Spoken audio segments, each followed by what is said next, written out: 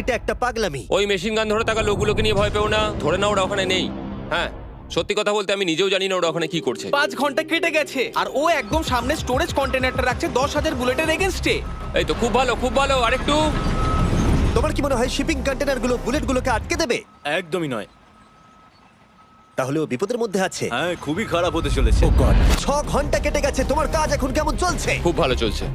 তুমি শিওর? যতক্ষণ না কন্টেনারটা নামছিল আমি শিওর হতে আচ্ছা। পারছিলাম না, কিন্তু এখন আমি শিওর। আমি ওদেরকে জিজ্ঞাসা করলাম এগুলো কি বুলেটকে আটকাতে পারবে, আর ওরা বলল না। আর ওর আমার কথা শোনার পরে মাথা খারাপ হয়ে গেল। ও সারা রাত জেগে কাজ করলো।